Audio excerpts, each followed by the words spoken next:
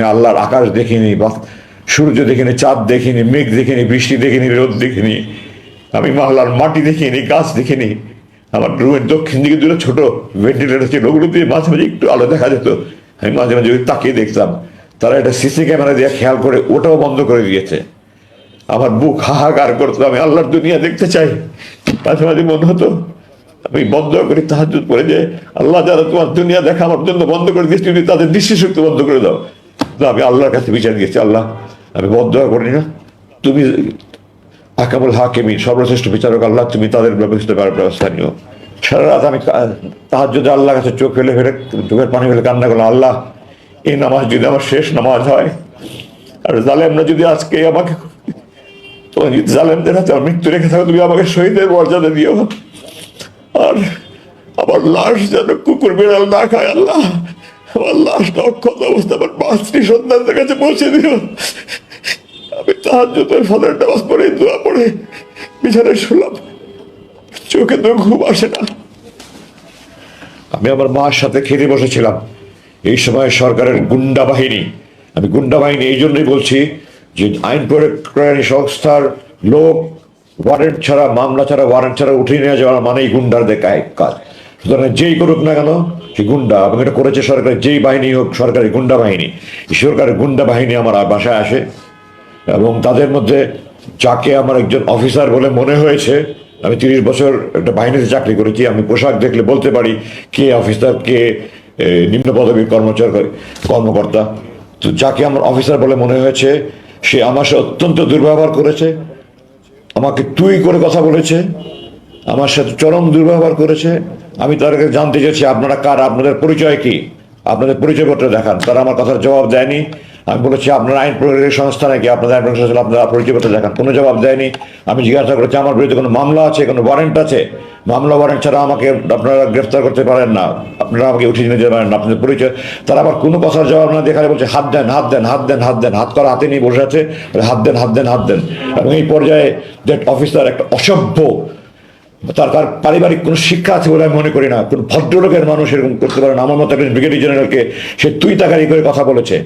সে মানে খালি আমার গায়ে হাত তুলে নিয়ে বাকি এমন দুর্ব্যবহার করেছে, এবং শেষ পর্যন্ত আমি আমার সম্মান বাঁচানোর জন্য আমি হাত উঠিয়ে দিচ্ছি, না হলে তারা আমার গায়ে হাত উঠিয়ে দিত।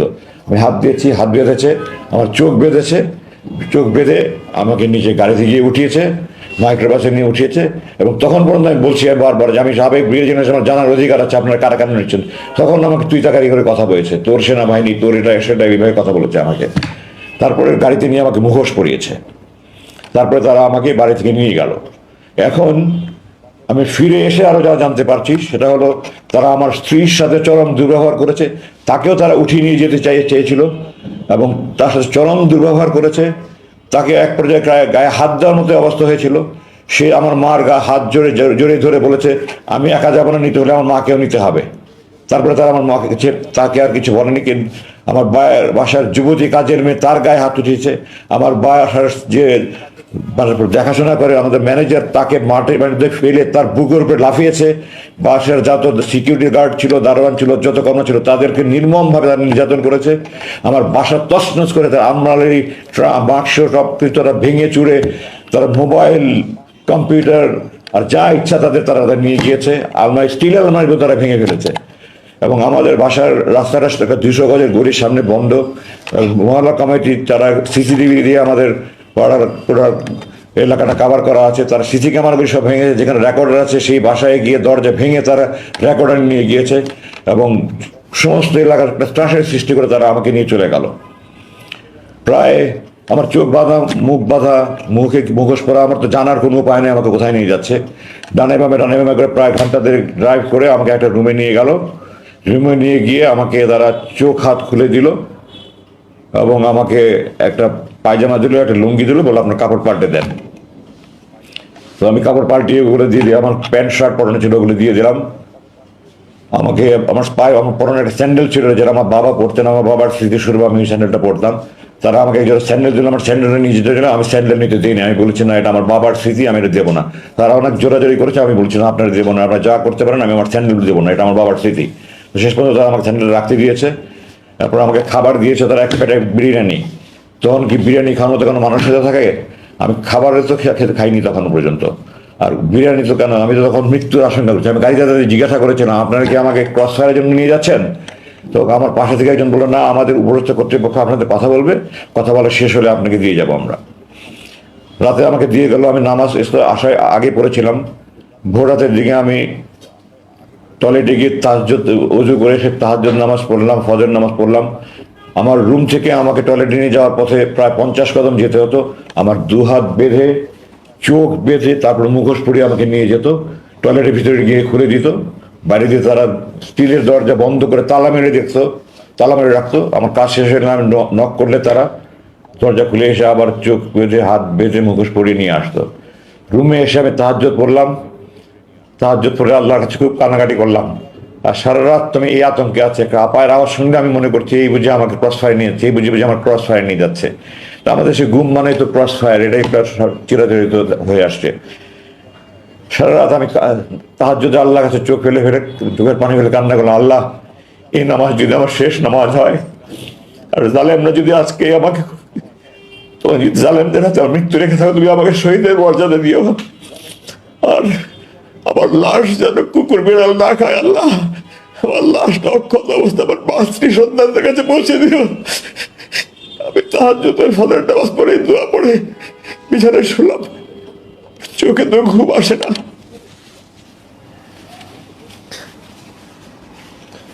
আগের দিন দুপুরে খেয়েছি, এরপর যে সারা রাত ঘুম নাই, খাবার নাই, মৃত্যুর আতঙ্ক।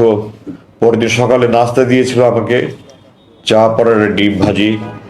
নাস্তা খাওয়ার তো নাস্তা দিয়ে দেখলেই আমার চোখ দিয়ে ঝরঝর করে পানি পড়ে, কারণ আমি মাকে নিয়ে খেতে বসছিলাম, মাকে বা দুইয়ের সময় লোকমা খাইয়ে দিতাম। আমি বললাম এগুলো নিয়ে যান, আমি খাবো না। এরপরে 12টার দিকে হঠাৎ করে আমার মনে হলো আমার হাত পা সব খিচুনি আসছে, আমার মনে হলো আমি যেন মরে যাচ্ছি। আমার চোখ মুখ অন্ধকার হয়ে আসতে, আমি চিৎকার চেঁচামেচি শুরু করলাম। এরপরে আমি আর কিছু বলতে পারবো না। কতক্ষণ পরে আমার হুশ আসছে আমি বলতে পারবো না। আমি দেখলাম আমাকে আগে যে রুম নিয়েছিল তাতে অন্য আরেকটা রুমে, এবং আমার হাতে স্যালাইন দেওয়া। এবং এখন একজন আমাকে বলল যে আপনি অজ্ঞান হয়ে গিয়েছিলেন, এখন আপনাকে ওষুধ দিয়ে, আপনার প্রেশার খুব বেড়ে গিয়েছিল, আপনাকে প্রেশারের ওষুধ এবং ঘুমের ওষুধ দিয়ে আপনার ঘুম পাড়িয়ে রাখা হয়েছিল। যাই হোক, এভাবে প্রায় 6 দিন বা 7 দিন, আমার ঠিক মনে নেই, আমার এই অবস্থায় কাটতো।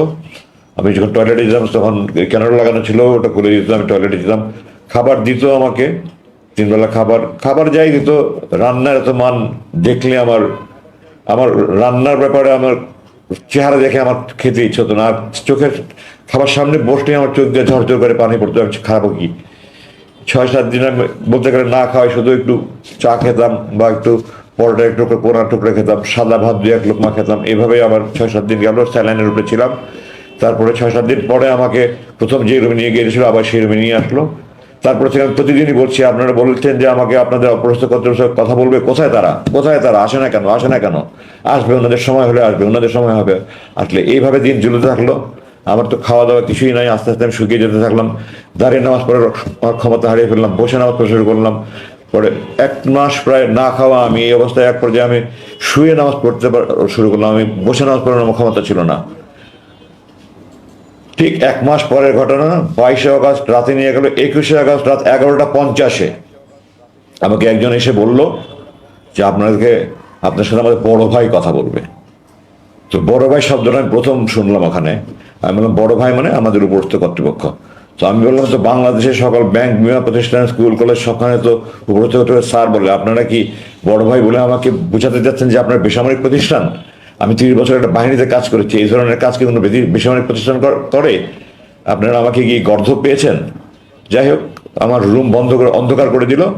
অন্ধকার করে দিয়ে টর্চ লাইট নিয়ে একজন আসলেন। আমি তো তার চেহারা কিছু দেখার সুযোগ নেই, রুম অন্ধকার। আমার মাথার পিছনে উনি একটা চেয়ার নিয়ে বসলেন, বসে আমাকে বললেন খুব সংক্ষিপ্ত কথা, একটা অঘটন ঘটনের আশঙ্কায় আপনাকে আটক করা হয়েছিল, সে আশঙ্কাটা কেটে গেছে, আপনাকে এখন মুক্তি দেওয়ার সিদ্ধান্ত হয়েছে। আমি বলছি 21শে সেপ্টেম্বর রাত 11টা 50 মিনিটের কথা। আপনাকে এখন মুক্তির সিদ্ধান্ত নেওয়া হয়েছে।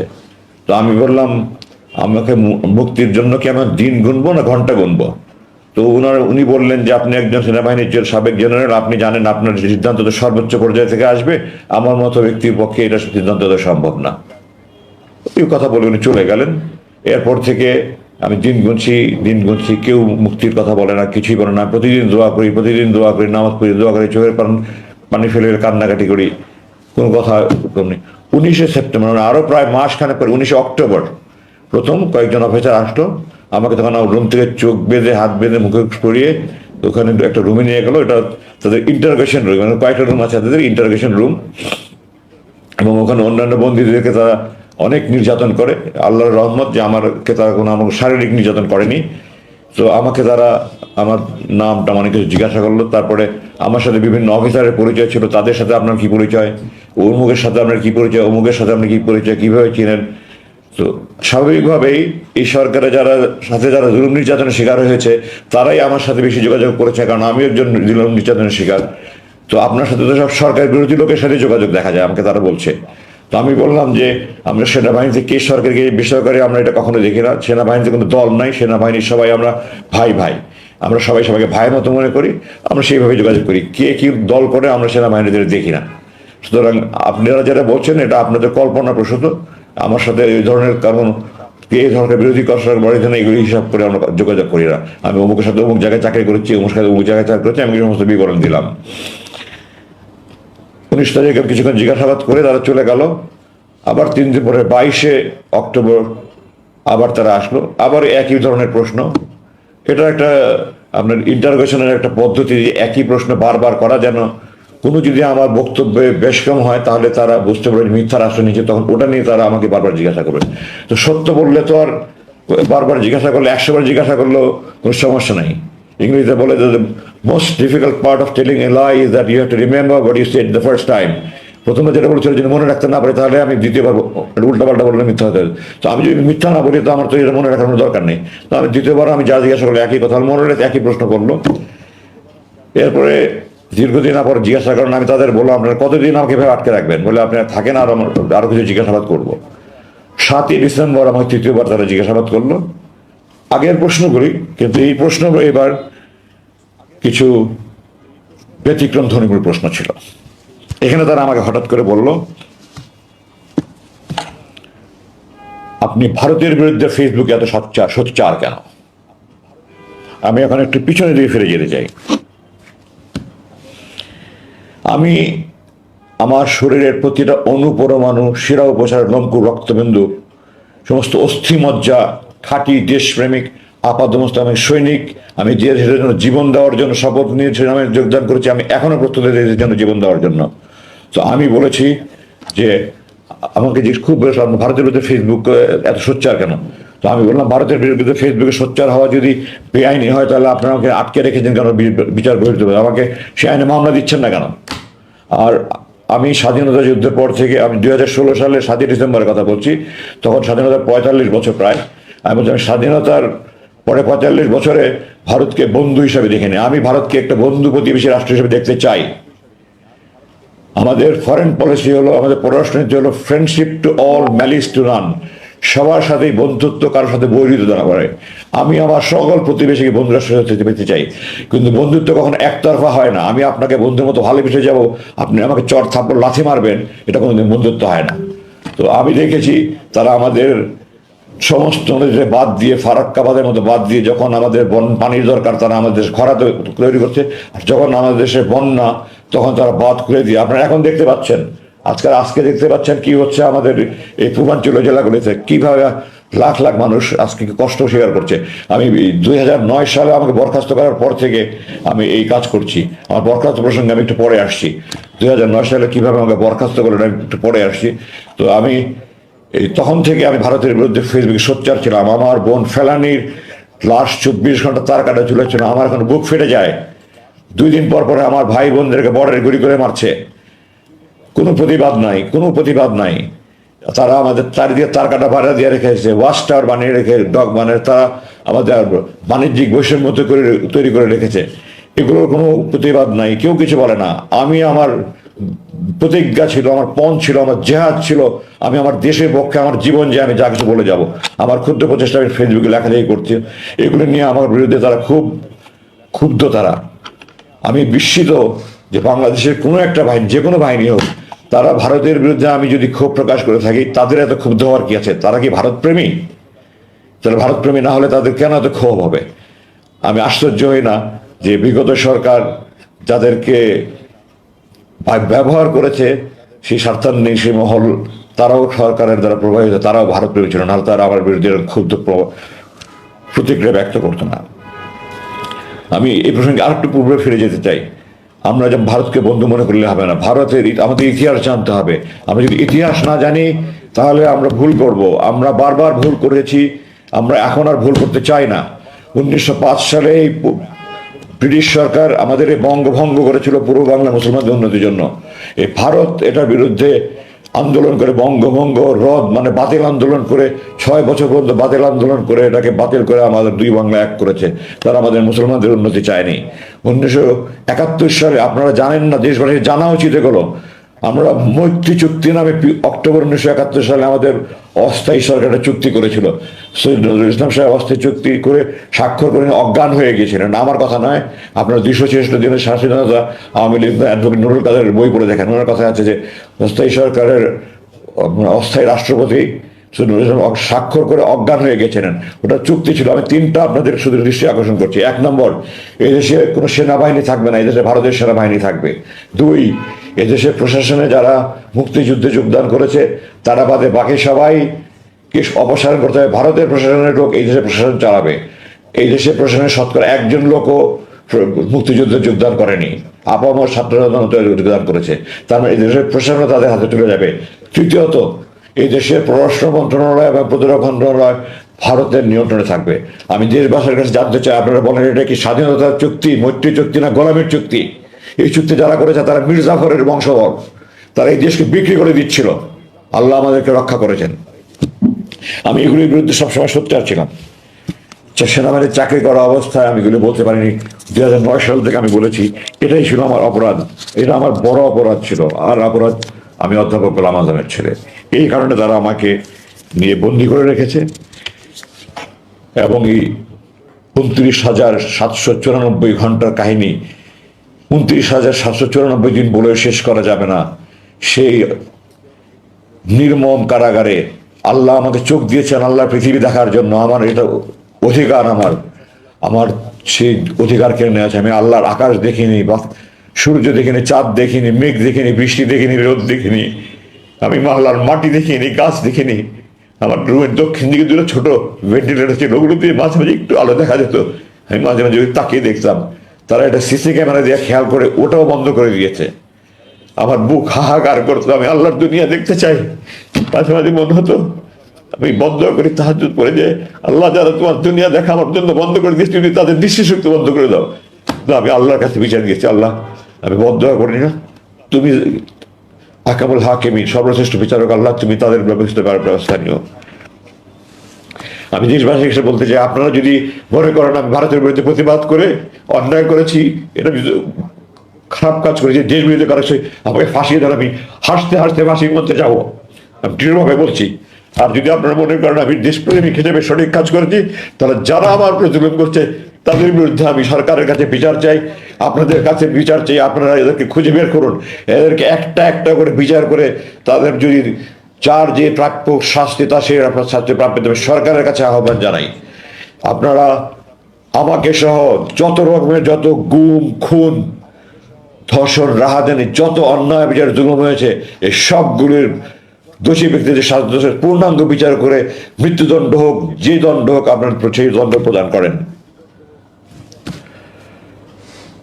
আমার ওখানে দিনগুলো কিভাবে কেটেছে এগুলো আমি মনে করে আমার বুক ফিরে যায়। আমি এগুলি ওই দুর্ধর্ষ ওই বিভীষিকাময় দিনগুলোর কথা মনে করতে চাই না। আমার চোখ 41,000 বারের মতো আমি হিসাব করেছি এই 8 বছরে, মোট 41,000 মতো আমার হাত করা পড়েছে। আমার হাতের এখানে শত শত দাগ হয়ে গেছে। আমার চোখের কিন্তু চোখ এত জোরে বাঁধতো, চোখের মনি মনে হয় ফেটে যাচ্ছে। আমি অনুরোধ করতাম একটু ঢিলা করে বাঁধেন, একটু ঢিলা করে বাঁধেন।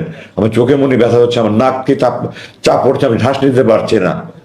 কোনো মায়া দয়াহীন ছিল না। আর কষ্ট লাগতো যে ছেলেগুলি রুমে আমাকে খাবার দিত বা আমাকে টয়লেটে নিয়ে যাওয়া আসা করতো, সেই ছেলেগুলি আমি যখন 1981 সালে কমিশন হই, যে সৈনিক আমার বুট পালিশ করতো তাদের নাতির বয়সী ছেলে, আমার বড় সন্তান থেকে 10-12 বছরের ছোট ছেলে, তারা আমাকে ধমকের সুরে হুকুমের সুরে কথা বলতো, আমার সমস্ত শরীর আগুন জ্বলতে, কিছু করতে পারতাম না, প্রতিবাদ করতে পারতাম না। ওখানে দৈনন্দিন প্রশাসন দেখার জন্য একটু সিনিয়র লেভেলের, আমার ধারণা তারা ওই হাবিলদার পর্যায়ের হবে। আমি তাদের কাছে বারবার অনুরোধ করেছি, দু একজন ছিল একটু সহানুভূতির ছিল, দু একজন ছিল তারাও, সুপারভাইজারও আমার সাথে চরম দুর্ব্যবহার করেছে।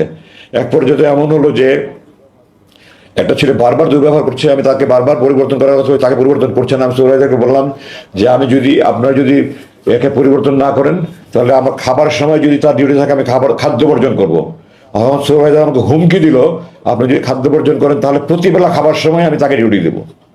এবং সে সেটা বাস্তবায়ন করেছে। আমি 2 দিন শুধু মুড়ি পানি খেয়ে থেকেছি, কারণ যখনই আমার নাস্তার সময় তাকে ডিউটি দেয়, যখনই আমার দুপুরে খাবার সময় তাকে ডিউটি দেয়, যখনই আমার রাতের খাবার সময় তাকে ডিউটি দেয়।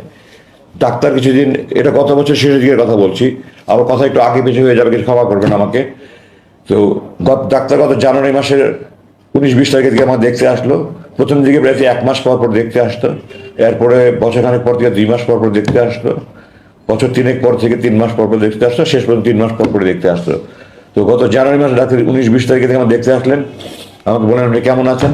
আমি বললাম, ডাক্তার সাহেব, বললাম ডাক্তার সাহেব আপনাকে হাত জোর করে বলছি আমার শারীরিক চিকিৎসা দরকার নেই, আপনি আমাকে মানসিক নির্যাতন থেকে রক্ষা করেন, আমি সহ্য করতে পারি না। এই যে যারা আমার বুট পালিশ করেছে, তাদের নাতির বয়সী ছেলেরা আমার সাথে যেই ব্যবহার করে, আমার বাবা মা, আমার বড় বোন, আমার কোনো বোন নেই, আমরা 6 ভাই, বড় 3 ভাই, আমার চাচা চাচি, মামা মামি, খালা খালি, খালু ফুফা ফুফু, মোট 35 জন। এই 35 জন মিলে সারা জীবনে আমার সাথে দুর্ব্যবহার করেনি। একটা ছেলে শুধু কয়েক মাস আমাদের সাথে দুর্ব্যবহার করেছে। আমি সেনাবাহিনীর চাকরি, তো সিনিয়র কর্তৃক দুনিয়াতে বকা জমা দেওয়া, এটা যে কোনো বাহিনীতে হয়ে থাকে। আমার 35 বছর সেনাবাহিনীর চাকরিতে আমার সিনিয়র আমাকে এত বকা ঝকা করেনি, একটা ছেলে আমার সাথে এত দুর্ব্যবহার করছে। আমি সুপারভাইজারকে বারবার বলেছি আপনি তাকে দয়া করে পরিবর্তন করেনি। আমি ডাক্তার সাহেবকে সব বললাম, আমি তাকে যখন বলেছি যে আমি খাদ্য বর্জন করবো, সে তখন বলেছে আমি তাকে বারবার ডিউটি দিব, এবং সে হুমকি বাস্তবায়ন করেছে। তারপরে ডাক্তার সাহেব দয়া পরামর্শ উনি উদ্বস্ত কর্তৃপক্ষ করে ওই সুপারভাইজার ওই সৈনিককে পাল্টে দিয়েছে। তো আমার এই কষ্ট আমি আপনাদেরকে ভাষায় প্রকাশ করতে পারবো না, প্রকাশের কোনো ভাষা নেই। যারা এই সুপারভাইজারদের বয়সের ছেলেরা, তাদের জন্মের আগে তাদের মতো, আমি তাদেরকে একজনকে বলেছিলাম একদিন যে সুপারভাইজার সাহেব আপনার জন্মের আগে আমি আপনার মতো লোক চড়িয়ে খেলেছি, আমার চোখের ইশারা তারা বুলেটের মতো কাজ করেছে, আজকে আপনি আমার সাথে দুর্ব্যবহার করছেন। সে তারপরেও দুর্ব্যবহার করেছে, এবং দুর্ব্যবহার না, তারপরে আমার চোখ আরো বেশি লাইট করে বাঁধা শুরু করেছে, আরো নতুন নতুন। আগে আমাকে প্রথমত নামাজের সময় বলতো, তারা নামাজের সময় বলেন, আমি বললাম আপনার কি মুসলমানের ছেলে নাকি, আমাকে নামাজের সময় বলেন। আমি তাহাজ্জুদ পরে বসে আছি, ফজর নামাজ পড়বো, কিন্তু নামাজের সময় বলে না। আমি জোহরের নামাজের টাইম জানতে চাচ্ছি যে জোহরের নামাজের ওয়াক্ত হলে নামাজটা পড়ে একটু শুভ, তারা নামাজের টাইম পড়ে না। আমার আজান মাঝে মাঝে শোনা যেত, হালকা হালকা শোনা যেত, ভেন্টিলেটরটা বন্ধ করার পরে ওটাও শোনা যেত, কারণ মানে রুমের এত চারিদিকে তো আপনার এক্সস্ট ফ্যান আর জেনারেটরের মতো সাউন্ড, আর পানির পাম্পের মধ্যে বিভিন্ন রকমের সাউন্ড, ঠিক এইভাবে কি কি যেন সাউন্ড তারা তৈরি করে, আজান হলে আরো বেশি সাউন্ড তৈরি করে তারা, যেন আমরা আজান শুনতে না পাই। আমি বললাম আপনাকে মুসলমানের বাচ্চা, একটা কাফিরের দেশও তো এরকম অন্যায় করা হয় না বলে আমার মনে হয়। ভারতের মতো দেশ, সেই দেশেও তো আজান শোনা যাচ্ছে মাসে নাকি মানুষ আজান, আমি বিভিন্ন দেশে দেখে এসেছি আজান শোনা যাচ্ছে, আর আপনারা আমাকে আজান শুনতে দেবেন না? আপনার কি কি মন মানসিকতা? আপনারা কি আল্লাহর ভয় নাই, আখেরাতের ভয় নাই, জাহান্নামের ভয় নাই? বলেন না আমরা নামাজ পড়ি করে, আপনাদের এগুলি অন্তরের কথা না, এগুলি আপনাদের মুখের কথা। আমি তাদেরকে এভাবে বলেছি, আমি বহুবার বলেছি, 5 বার আমি লিখিতভাবে দিয়েছি। আপনারা শেষবার আমাকে বললো যে আমরা 7ই ডিসেম্বর, যেটা আমার কথা বললো ভারতের বিরুদ্ধে এত সত্যাগ্রহ বলার পরে বললো আমরা আপনার বিরুদ্ধে কিছু তদন্ত করছি, তদন্ত চলাকালীন আপনার থাকতে হবে। তাদের কথাতেই এবং সুরে এবং স্বরে এমন আশঙ্কা হয়েছে তারা আমাকে সহজে ছাড়বে না। আমি বললাম তদন্ত কিসের? আপনারা জানেন এখন বিভিন্ন তদন্ত কমিটি হচ্ছে, এই কমিটি হচ্ছে। একটা ঘটনা ঘটে, ওটা সত্যতা জানার জন্য এবং দোষী ব্যক্তি নির্ণয়ের জন্য তদন্ত হয়। কোনো ঘটনা না ঘটলে কিসের উপর তদন্ত? আমি বললাম আপনি কিসের তদন্ত করবেন? তারা আমরা বললো যে আপনি লুকিয়ে লুকিয়ে কিছু করছিলেন কিনা এটা তদন্ত। আমি বললাম এটাকে কি তদন্ত বলে? আর যদি তদন্তই হয় আমার বিরুদ্ধে কি অভিযোগ আমাকে জানাতে হবে, আমাকে আত্মপ্রকাশ আমাদের সুযোগ দেবে। আপনারা কি করছেন? বলেন আমরা তদন্ত করছি, আপনারা থাকতে হবে। ওইভাবে আমি চলতে থাকলাম। এবং আমার দিন যত যায়, আমার আশেপাশে আমি তো জানি না কোথায় কি সেল আছে না আছে, আমার তো চোখ বেঁধে নিয়ে যায়, কোথায় নিয়ে আসে, 50 কদম হেঁটে আসি। আমি আশেপাশের বিভিন্ন সেলকে চিৎকার চেঁচামেচি আহাজারি বিলাপ, আমার বুক ফেটে যেত। আমার তখন আমার কষ্ট যে তাদের কষ্ট আর বেশি হতো। আমি আল্লাহ করতাম, আল্লাহ তুমি ব্যক্তিদেরকে সাহায্য করো, আল্লাহ তুমি তাদেরকে ধৈর্য সহনের শক্তি দাও, তাদের পরিবারের প্রতি রহম করো আল্লাহ। তুমি মজলুমদেরকে মুক্তি দাও। সারা রাত বিলাপ করছে, সারা রাত কান্নাকারি করছে, সারা রাত আহাজারি করছে, চিৎকার চেঁচামেচি করছে, এগুলো সহ্য করার মতো নয়। আল্লাহ যে আমাকে এখন মানসিকভাবে সুস্থ রেখেছে কি আল্লাহর রহমত, আমি যে মানসিকভাবে পাগল হয়ে যাইনি। প্রতি রাত ক্রস ফায়ারের আতঙ্ক নিয়ে একটা মানুষ যদি দিনের পর দিন, বছরের পর বছর আল্লাহর কাছে দোয়া করে, আল্লাহ এটা যদি আমার শেষ নামাজ হয়, আজকে যদি আমার মৃত্যু হয়, আমাকে ছড়িতে মর্যাদা যদি আমার লাশ অক্ষত অবস্থায় আমার পরিবারের কাছে পৌঁছে দিয়ে মা স্ত্রী সন্তানের কাছে, মানুষের অনুভূতি কি হবে? পৃথিবীর সমস্ত কবি সাহিত্যিক মিলে সারা জীবন লেখে শেষ করতে পারবো না, আমি আমার ভাষা প্রকাশ করতে পারবো না। এত কিছুর মধ্যে আমি নিরাশ হইনি। কোরআনে আল্লাহ বলেছে, লা তাকনাতু মির রাহমাতিল্লাহ, তোমরা আল্লাহর সাহায্য থেকে নিরাশ হয়ে না। হতাশা এসেছে, বিষণ্ণতা এসেছে, দিনের পর দিন খাবার খায়নি, মন ভেঙে একেবারে চুরমার হয়ে গেছে, আমি আল্লাহর সাহায্য থেকে নিরাশ হইনি। আল্লাহর সাহায্য থেকে নিরাশ হইনি। আল্লাহ আপনাদের দোয়ায় আমাকে সেই শক্তিটা দিয়েছিলেন, এবং আল্লাহ শক্তি দেওয়ার ফলেই এই ছাত্র জনতার এই গণবিপ্লবের মাধ্যমে যে বিজয় অর্জন হয়েছে, এরপরে আমাকে তারা মুক্তি দিতে বাধ্য হয়েছে। এই প্রসঙ্গে আমি একটা কথা একটু গুরুত্বের সাথে বলতে চাই। 2021 সালের মে মাসের আনুমানিক 22 তারিখে, যে একজন আগে পিছু হতে পারে, তাদের একজন কর্মকর্তা আমাকে আসলো, আমাকে এসে আমাকে বললো যে আপনি একটা লিখিত দরখাস্ত করেন যে আমি রাজনীতিতে সম্পৃক্ত হব না, আমি এই দেশে থাকবো না, আমি স্ত্রী সন্তান নিয়ে সুখে শান্তিতে থাকতে চাই, আপনারা আমাকে মুক্তি দেন, আমি বিদেশে চলে যাব। আমি তাদেরকে বললাম, আমি স্বাধীন দেশের স্বাধীন নাগরিক, আপনারা অবৈধভাবে আমাকে অপহরণ করেছেন, অবৈধভাবে আটক করেছেন, আপনারা আমাকে এখানে যে আটকে রেখে জুলুম করছেন, নির্যাতন করছেন, আমি এটা মানি না, মানব না, মিটিং মিছিল করতে পারছি না। আমি এটার প্রতিবাদে, এই যে আপনারা দেখতে পাচ্ছেন আমি বড় চুল রেখেছি, আমি বলেছি এটা আমার মৌন প্রতিবাদ। আপনারা যখন মৌন প্রতিবাদ দেখেন, মিটিং মিছিল হয় না, শুধু প্ল্যাকার্ড হাতে নিয়ে থাকে, আমি বলেছি এটা মৌন প্রতিবাদ। যতবার এটা দেখবেন, আপনাদের যেন মনে হয় আপনারা আমাকে অবৈধভাবে অপহরণ করেছেন, অবৈধভাবে আটক রাখছেন, আপনারা আমার জুলুম করছেন, হারাম কাজ করছেন, এই কথাগুলো যেন আপনাদের বুকে বাঁধে, এ আমার মৌন প্রতিবাদ। তো আমি স্বাধীন দেশের স্বাধীন নাগরিক, আমার এটা আমার ব্যক্তিগত ইচ্ছা, আমি রাজনীতি করব কি করব না, আমি দেশে থাকবই থাকবো না, আমার মুসলেকে দিয়ে আমি মুক্তি পেতে চাই না। আমার আল্লাহ আমাকে এই সৎ সাহসটুকু দিয়েছিলেন, আমি এটা দৃঢ়তার সাথে বলেছি, তারপরে আমাকে আর কিছু বলেনি। জুলাই মাসের এখন শেষ দিকে আসি। আমি যেখানে ছিলাম সেখানটায় আমি প্রতিদিন প্লেন উঠার আওয়াজ পেতাম। দৈনিক আপনার যে আমাদের ডোমেস্টিক ফ্লাইট যেটা বলা অভ্যন্তরীণ, ওটার আওয়াজে প্লেনগুলো একরকম, আর যেগুলি বোয়িং আন্তর্জাতিক বিমানের ওগুলোর আওয়াজ এখন দুই রকমের আওয়াজের পার্থক্য বুঝতে পারতাম।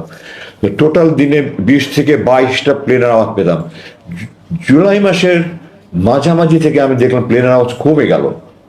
তো আমি ধারণা করলাম হয়তো বাইরে কোনো আন্দোলন টান্দোলন হচ্ছে। সাধারণত আমাদের কাছে লাগাতার হরতাল হলে তখন প্লেনের চলাচল বন্ধ। আমি এই ধরনের একটা আলোচনা, যে রাজনৈতিক হয়তো লাগাতার হরতাল হচ্ছে বা এই ধরনের কিছু একটা। আমাদের দেশের ছাত্র জনতা যে কি এত বিপ্লব ঘটিয়ে দিবে, এটা আমি কল্পনাও করতে পারিনি। আমি প্রাউড অফ দ্যাম। আমি আপনাদের কাছে গর্বিতভাবে গর্বের সাথে বলতে চাই যে আমি এই তরুণ ছাত্রদের ব্যাপারে গর্ববোধ করছি যে আমরা দেখিয়ে দিয়েছি বিশ্বের কাছে আমরা কি করতে পারি। তো আমার কল্পনাও করতে পারিনি যে তারা এত বিশাল কিছু একটা অর্জন করতে পারবে। কিন্তু আমার মনে হচ্ছিল কিছু একটা করতে হচ্ছে, কিছু একটা হচ্ছে। আমি দু একজন একটু জিজ্ঞাসাবাদ করার চেষ্টা করছি, বাট আমি আমার সাথে কথা ছিল যারা রুমে আসবে প্রয়োজনীয় একটা কথা বলবেন না।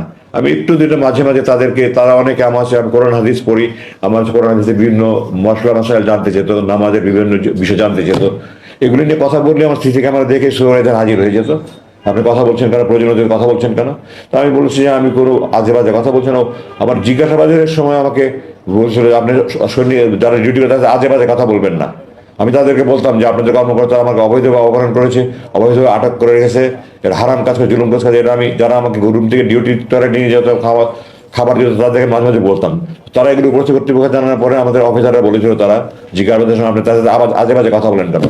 তো আমি তাদের দৃঢ়তার সাথে বলেছি আপনারা বাংলাদেশ সেনাবাহিনীতে জিজ্ঞাসা করে আসেন। আমি বাংলাদেশ সেনাবাহিনীতে সেনাবাহিনীতে একটা আদর্শ সেনা কর্মকর্তা হিসেবে দৃষ্টান্ত স্থাপন করার সৌভাগ্য অর্জন আল্লাহ আমাকে সেই সুযোগ দিয়েছেন। আজ কোনো আজে বাজে কথা বলে না। আপনারা বলেন আমি কি হতো, একটা বাক্য বলেন আমি কি আজে বাজে, তারা তো এই কথা বলতে পারছে না, মুখ দিয়ে উচ্চারণ করতে পারছে না আমরা অবৈধ কাজ করেছি, অপহরণ কাজ করেছি, এগুলো মুক্তি বলতে পারছে, খালি বলে আজে বাজে কথা বলবেন না। আমি বললাম কোনো আজে বাজে কথা বলি না, যা বলি আমি প্রয়োজনের কথা বলি। ওই সুপারভাইজার এসে বলে যে আপনি প্রয়োজনের কথা বলবেন না। আমি বললাম আপনার প্রয়োজন আর আমার প্রয়োজন তো এক না। আমি তাদেরকে আল্লাহ রসুলের কথা বলি, আমি আল্লাহ রসুলের কথা বলেই যাব। আমার যদি মৃত্যু হয় তো আমি বলে যাব, আপনার যা পারেন করেন। তারপরে শুধু কথা বলুন না আপনি কথা বলেন উপরস্থ কর্তৃপক্ষ জানলে অসুবিধা হবে। তো আমি সময় সুযোগ তারা জিজ্ঞাসা করতে বলতে অনেক সময় আমার মন ভালো থাকলে আমি নিজে থেকে বলতাম। তো জুলাই মাসের 5 তারিখে যে বিপ্লব হয়ে গেছে এটা তো আমি জানি না। আমাকে 5 তারিখ 10:30টার সময় এসে বললো যে আপনাকে ডাক্তারের কাছে নিয়ে যাওয়া হবে। ডাক্তার প্রথমের দিকে সকালের দিকে আসতেন, আমি তো ডাক্তারকে বললাম যে সকালের দিকে তো আমি ফজর নামাজ তাহাজ্জুদ পড়ে ফজর পড়ে ঘুমাই, আমার যদি 2টার দিকে আসে আমাদের সুবিধা হয়। তারপরে 2টার দিকে আসতেন এবং তিনি 30শে জুলাই আমার যতটুকু মনে পড়ে শেষ দেখে গেছেন। তার মানে এই কয়েকদিন আগে আমাকে দেখে গেলো, 5 দিন আগে ডাক্তার দেখে গেলো, আমার রক্ত পরীক্ষা গেলো এবং রিপোর্ট আমার জানালো সব রিপোর্ট নর্মাল আছে। তো এখন ডাক্তারের কাছে 10:30টার সময় কোথায় নিয়ে যাবেন, বলেন আপনাকে ডাক্তারের যেতে হবে। বলে আমাকে আমার রুম থেকে চোখ হাত বেঁধে মুখোশ পরিয়ে একটা গাড়িতে করে এই 1-1.5 মিনিট গাড়ি চালিয়ে ওখানে আশেপাশে কোনো আর একটা রুমে নিয়ে গেল। এখন আমি ধারণা করি যে ব্রিগেডিয়ার হাসান নাসিরের নেতৃত্বে কিছু সংখ্যক সামরিক অফিসার, কর্নেল হাসিনের মতো সাহসী সামরিক অফিসার, ব্রিগেডিয়ার হাসানের সাহসী অফিসার, কিছু অফিসার বোধহয় ওই কচু ক্ষেতে যে ডিজিএফআই আছে ওই অফিসের সামনে গিয়ে তারা চিৎকার চেঁচামেচি করেছে, আমরা আজমিকে চাই, আজমিকে চাই। তখন তারা তাদের সবচেয়ে বিগত সময় নিয়েছে, এই ধরনের একটা কিছু সম্ভবত আমি যতটুকু শুনতে পেরেছি বাইরে এসে। ওই জন্য তারা যদি ঢুকে পড়ে এবং ওই রুমগুলোতে আমার সার্চ করে, এই জন্য তারা আমার দিয়ে সরিয়ে আরেকখানে নিয়ে গেল। 5 তারিখ রাতের কথা বলছি আমি, 10:30টায়। তারপরে ওখান থেকে আমাকে রাত্রে 2:30-3টার দিকে বলো আপনাকে আমরা হাসপাতালে নিয়ে যাব। তো আমি বললাম গত 8 বছর থেকে আমি আপনাদেরকে বলছি আমার দাঁত ভেঙে গেছে, আমার 1-2টা দাঁত ভেঙে গেছে, আমার কানে সমস্যা হচ্ছে, আমার চোখে তো চশমা যেটা দেখছেন আমি মুক্তির পরে ডাক্তার দিকে চশমা নিয়েছি, কিছুদিন পরে আমি চশমা পড়তে পারতাম না। আমি বলতাম আমার চোখে চিকিৎসা, তাদের স্পষ্ট জবাব আমার চোখের চিকিৎসা হবে না, দাঁতের চিকিৎসা হবে না, কানের চিকিৎসা হবে না, এখানে রেখে যা করা যায় করা যাবে। ওনাখানে যারা ডাক্তার ছিলেন ওনারা মেডিকেল স্পেশালিস্ট ছিলেন। আমার প্রথমে যাওয়ার পর যখন চোখ বাঁধতো এখানে আমার ঘা হয়ে গেল, তো একটা ওষুধ দিলেন, পরে এটা পুরো মুখ ঘা ছড়িয়ে গেল। যাই হোক পরবর্তীতে ওষুধ আমার ওই মুখে এখনো চারিদিকে অনেক সমস্যা রয়ে গেছে, চামড়ায় হাতে পায়ে চামড়া নানান সমস্যা হয়েছে। তো আমি বললাম যে এত 8 বছর ধরে আমি বলছি আপনাদের কাছে আমাকে হাসপাতালে নিয়ে যাবেন, হাসপাতালে নিয়ে যেতেন না, এখন রাত 3টার সময় আপনার হাসপাতালে নিয়ে যেতে কি কথা, বলে না যেতে হবে। তো তার যেতে হবে বলে তার কিছু উপায়ে চোখ হাত বেঁধে আবার মুখোশ পরে অ্যাম্বুলেন্সে করে যাচ্ছে যাচ্ছে যাচ্ছে রাত 2:45টার দিকে যাচ্ছে যাচ্ছে যাচ্ছে, তার শেষ নাই। তো আমি বললাম যে ঢাকা শহরে কোনো হাসপাতাল তো এত দূরে না, আপনারা কোথায় হাসপাতালে নিয়ে যাচ্ছেন? জবাব দিল না। তারপরে রাস্তা ভাঙাচোরা। তো বললাম যে ঢাকা শহরের রাস্তা তো এত ভাঙাচোরা না, আপনারা কি আমাকে কোথাও গ্রামের দিকে নিয়ে যাচ্ছেন নাকি?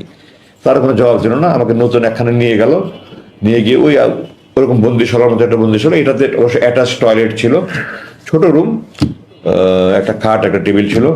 তো আমাকে বললো আপনি এখানে থাকেন না। তখন ওখানে রুমে একটা ঘড়ি ছিল, ঘড়িতে দেখলাম তখন সকাল প্রায় 5:45। তো প্রায় 3 ঘন্টার মতো ড্রাইভ করে তারা আমাকে নিয়ে গেল এবং আমার ধারণা ঢাকার বাইরে কোনো একখানে নিয়ে গেছে। এবং আমি যতটুকু অনুমান করতে পারি, এখন যেটা অনুমান করছি, রাস্তাঘাটে যে ছাত্ররা রাস্তাঘাটে গাড়ি চেক করছিল তারা আমাকে পাকা রাস্তা দিয়ে নিতে সাহস করেনি, তারা আমাকে গ্রামের রাস্তা দিয়ে নিয়ে গেছে। এটা এখন আমি অনুমান করে বলছি। তো আমাকে ওখানে না বললো আপনি এখানে থাকেন। আমি বললাম আপনারা হাসপাতালে কথা বলে এখানে কোথায় নিয়ে আসলেন, বন্দি আরেক বন্দিখানায়? থাকেন, আমাকে পরে জানানো হবে। তো এটা 6 তারিখ সকালের কথা বলছি। 6 তারিখ দুপুরে আমাকে বললো আপনাকে আজকে রাতটা মুক্তি দেওয়া হতে পারে। একজনে বললো আমাকে আপনার কাপড়ের সাইজ বলেন। তো আমি বললাম তো আমি সাধারণত গার্মেন্টের কাপড় পরি না, আমি সাইজ বলতে পারবো না। তো তারা একটা কাপড় নিয়ে আসলো, আমাকে দেখালো যে আমি যে কাপড়টা আপনার প্রথম দেখেছেন, আমি প্রথম মুক্তি পরে যে একটা প্যান্ট শার্ট গেঞ্জি পরেছিলাম ওই কাপড়গুলো, ওটা পরে দেখুন ঠিক আছে। তো বললো আমরা রাতে 2:30-3টার দিকে আপনাকে নিয়ে যাব। তো 2:30-3টার দিকে এসে বললো যে আমরা আজকে কোনো একটা বিশেষ অসুবিধার কারণে নিতে পারছি না, আপনার কালকে মুক্তি হবে। আমার অপেক্ষা করা ছাড়া তো কোনো উপায় নেই, আমি বাইরের কোন জগতের কোনো খবরই নাই আমার কাছে। পরের দিন সকালবেলা দুপুরে আমাকে এসে বললো আজকে রাত 9টার দিকে আপনাকে নিয়ে যাব। আমি সাধারণত 9:30 দিকে ভাত খেতাম, বললো রাত 9টার দিকে আপনি নিয়ে যাওয়া হবে। আপনার 8টার দিকে ভাত দিয়ে দেবো, এর মধ্যে আপনার খাবার টাবার খেয়ে রেডি হয়ে যাবেন। তো আমি সেই অনুযায়ী রেডি হয়ে গেলাম। তখন তো আমি কোথায় নিয়ে যায়, আবার কোথায় নিয়ে মেরে ফেলে, কিন্তু আমি তো কোনো কিছু, সবকিছু অনিশ্চয়তার মধ্যে। আমাকে এগুলি ভাওতা দিয়ে আমাকে কোথাও নিয়ে গুম করে মেরে ফেলবে, লাশ কোথায় ফেলে রাখবে, এই আশঙ্কায় তখন তো খাবারও মুখে আসে না। যাই হোক, সামান্য কিছু খেয়ে আমি রেডি হয়ে থাকলাম। তার সোয়া 9টার দিকে নিয়ে রওনা হলো। প্রায় 2.5 ঘন্টার মধ্যে গাড়ি চালিয়ে আমাকে সেই টাঙ্গাইল যমুনার রাস্তা, এলেঙ্গায় রাস্তার পাশে নিয়ে আমাকে চোখ হাত বেঁধে ছেড়ে দিল। আমাকে কিছু টাকা দিল আপনার বাস ভাড়া। তোমার বলে এটা কোথায়? ওই যে সামনে বাস স্ট্যান্ড আছে, ওই দিকে পিছন দিক থেকে গাড়ি আসবে, আপনি বাস স্ট্যান্ডে গেলে যেতে পারেন। আমাকে কিছু টাকা ভাড়া দিয়ে দিল, বললো আপনি মুক্তি, আপনি এখন মুক্ত, আপনি যেতে পারেন। জিজ্ঞাসা করলাম রাত কটা বাজে? তখন রাত 12:15। তো তারপরে আমি গাড়ি থেকে নেমে আমার এই আবার আমি প্রকাশ করতে পারবো না, আমি আকাশের দিকে চাকে চিৎকার, আল্লাহ আকবার, আলহামদুলিল্লাহ, আল্লাহ তুমি রহমান রহিম, তুমি করিম, আল্লাহ আমি তো 8 বছর পরে তোমার আকাশ দেখছি, তোমার তারা দেখছি, তোমার মেঘ দেখছি, তোমার চাঁদ দেখছি। আল্লাহ মাটির দিকে থাকে বলবো, আল্লাহ তোমার মাটির মানুষ আমি, তুমি আমার সে মাটি দেখাচ্ছ 8 বছর পরে। আমি রেগে উত্তেজনায় কতক্ষণ পর্যন্ত বলতে পারবো না। তখন হঠাৎ করে মাথা একদম চোখ মুখ অন্ধকার হয়ে আসলো। আমি গাড়ি থেকে নামিয়ে দাঁড়িয়েছিলাম, আমার জিপে করে নিয়ে গেছিল, ডানে একজন বসা, বামে একজন বসা। তো আমি বললাম আমার মাথা ঘুরাচ্ছে, আমি একটু বসতে পারি? বলে আচ্ছা বসেন। বসলাম, কিছুক্ষণ পরে বললাম ঠিক আছে আমি যেতে পারবো। আমি নামলাম, আমার বাবা যে বসা ছিল সে আমাকে হাতে টাকা দিল, আপনি টাকা নেন। তো আমি বললাম এখানে ঢাকার ভাড়া কত? বলে আমি জানি না ঠিক। এখানে কত টাকা? 5,000 টাকা। আমি বললাম আমি আপনাদের টাকার মুখোপক্ষী নেই, আল্লাহ আপনাদেরকে আপনাদের টাকার মুখোপক্ষী করেনি, আমার টাকার দরকার নেই, আমার এখান থেকে ঢাকার ভাড়া যতটুকু শুধু ততটুকু ভাড়া দেন। বললো না আপনি নিয়ে যান, আপনি না যা করেন করেন, আপনি দান করেন, আমাদেরকে টাকা আপনাকে দিতে হবে। তাদের সাথে 1 সেকেন্ড কথা বলার মতো আমার রুচি ছিল না। তারা আমাকে নামিয়ে দিয়ে চলে গেল। সবাই মুখোশ করা ছিল, যার ফলে দেখার কোনো সুযোগ নেই। আমি খুব সংক্ষেপে বাকি রয়ে শেষ করে দিচ্ছি। মাটিটা একটু এলোমেলো ছিল, উঁচু নিচু ছিল, আমি ঠিকমতো হাঁটতে পারছিলাম না। আবেগে উত্তেজনায় রাস্তা উঁচু নিচু, দুর্বলতার সময় হাঁটতে পারছিলাম না। এর মধ্যে হঠাৎ করে দেখলাম একটা পিছুতে দাঁড়িয়ে এসে ওই সামনে বাস স্ট্যান্ডে দাঁড়ালো। আমার তখন মনে হয় যেন পারলে উড়ে গিয়ে ঝাঁপিয়ে বাসের মধ্যে উঠি। কিভাবে যে আমি 100 গজের মতো রাস্তা দৌড়ে ওই অবস্থা পার হয়েছে আমি এখন কল্পনা করতে পারি না। দৌড়ে গিয়ে জিজ্ঞাসা করলাম আপনাকে ঢাকা যাবেন? আমরা ঢাকা যাবো না, চিরাঙে যাবো। আপনি ঢাকায় কোথায় যাবেন? আমি বললাম আমাকে টেকনিক্যাল মোড়ে যদি নামিয়ে দিতে পারেন বা বাহাত্তর মোড়ে, টেকনিক্যাল মোড়ে নামাবো, আপনি উঠেন। তো আমি বাসে উঠলাম, উঠে পিছনের দিকে গিয়ে একজনের কাছে বললাম যে আমার তো মোবাইল নাম্বার না, আমার 2টা নম্বর ফোন নাম্বার আমার জানা ছিল, আমার স্ত্রীর নাম্বার আর আমার চাচাতো ভাইয়ের নাম্বার, এই নাম্বার দুটো মনে ছিল। আমি দুজনকে ফোন করে বললাম, তারা আরো লোকজনকে নিয়ে তারা ওখান থেকে টেকনিক্যাল মোড়ে এসে আমাকে ওখানে নামিয়ে নিল। তারপরে তো ওখান থেকে আমি প্রথমে হাসপাতালে নিয়ে আমাকে কিছু চেক আপটা করে আমি 7 তারিখ রাতের কথা বলছি, এটা 8 তারিখ ভোর নাগাদ আমি বাসায় গিয়ে পৌঁছালাম। ওই 7 তারিখ 7-8 তারিখ রাতে সারা রাত ঘুম নাই, 8-9 তারিখেও আমার সারা রাত ঘুমে নাই, আত্মীয় স্বজন সব আসছে।